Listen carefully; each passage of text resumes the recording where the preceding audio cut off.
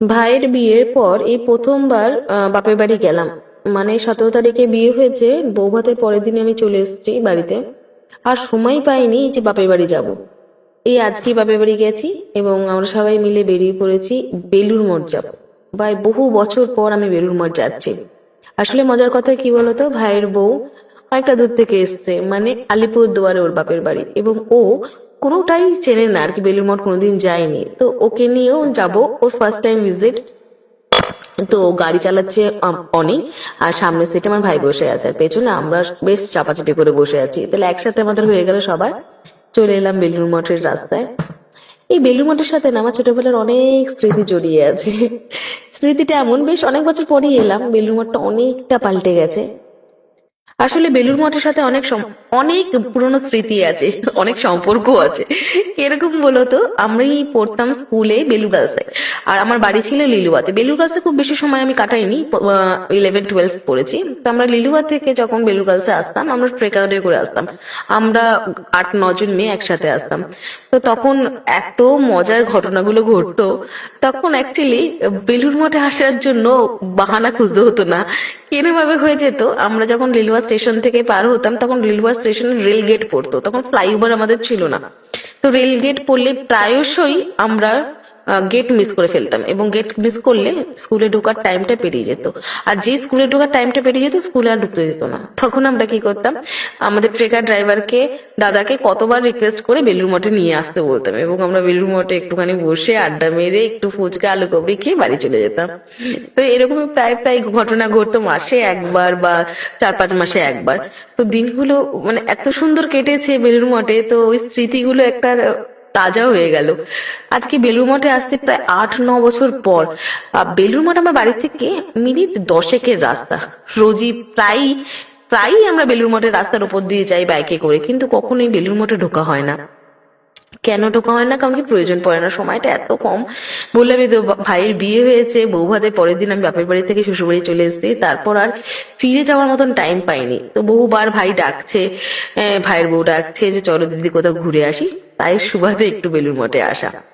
এত ঝকঝকে বেলুড় মঠ, সত্যি প্রাণটা যেন জুড়িয়ে গেল। অনেক দিন পর বেলুড় মঠের মন্দিরে ঢুকছি মায়ের সাথে, ভাইয়ের বউয়ের সাথে, প্রীতির সাথে। অ্যাকচুয়ালি আমার ভাইয়ের বউয়ের নাম প্রীতি, প্রীতির সাথে এত মজা হচ্ছে না, সত্যি মনটা কোথাও কি শান্তি পেল।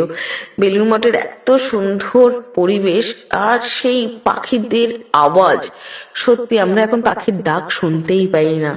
বেলুড় মঠে না আসলে হয়তো পাখিদের এই আওয়াজ কোলাহল কোথাও গিয়ে বিলীন হয়ে যেত। অনেকটাই মিস করতাম। তো এখানে ভিডিও করাটা খুব মানে চাপের ব্যাপার, বারণ। তো আমি ভেতরে যখন ঢুকেছি তখন ভিডিও করতে পারিনি, যখন ভেতর থেকে বেরিয়েছি তখন হালকা ফুলকা একটু ভিডিও করেছি। ভিডিও করাটা একটা নেশা হয়ে গেছে আমার এখন আস্তে আস্তে। তো আমার সাথে কেউ বেরোলে ভীষণ বিরক্ত হয় ভিডিও নিয়ে। কি করবো, নেশা হয়ে গেছে, তো সেটা ছাড়তেও পারছি না। আর সময়ের এত অভাব। আমরা গেছি কালকে, অ্যাকচুয়ালি সানডেতে। বললাম না, এটা প্রথম সানডে ভাইয়ের বিয়ের পর যেখানে আমি বাপের বাড়ি থেকে শ্বশুর বাড়িতে গেলাম সময়ের অভাবে। তো তখন ভিডিওটা করেছি, বাট ওটাকে যে একটা পোস্ট করব, একটু আওয়াজ দেবো, সেটা সময় নেই। দেখো কত পাখি ছাদের ওপর, কিন্তু আশ্চর্যজনক পাখিদের কোনো অপরিষ্কারতা নেই, মানে এতটাই পরিষ্কার বেলুড় মঠ এখনো, এতটাই সুন্দর। আকাশটা এত ঝলমল করছে, পাখিদের আওয়াজ, মানে মন ভরে গেল, সত্যি জাস্ট মন ভরে গেল। এখানে না শীতকালে খুব ভালো ভালো ফ্লাওয়ার্স হয়, মানে ফুল হয় রং বেরঙের। তো এখন অল্প অল্প শীত পড়েছে, হয়তো এখন এরপরে আরো বেশি ফুল টুল দেখা যাবে। তো যাই হোক, বেলুড় মঠ ঘোরাটা আমাদের বেশ ভালোই কাটলো, ভাইয়ের সাথে, ভাইয়ের বউয়ের সাথে। জানি না আবার কবে আসবো। একটু গঙ্গার ঘাটে গেছি, তার মধ্যেই শুরু হয়ে গেল বাঁশি বাজানো।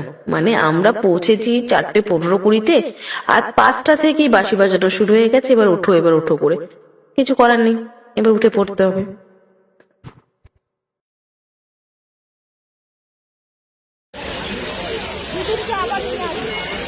এখানে পাখির আওয়াজ কি সুন্দর। এত ভিড় হয়েছে আজকে, রবিবার বলে এতটা ভিড় হয়েছে। শুধু আমি পাখির আওয়াজই শুনছি, এতটা পাখি দেখা যায় না তো আমাদের ওখানে।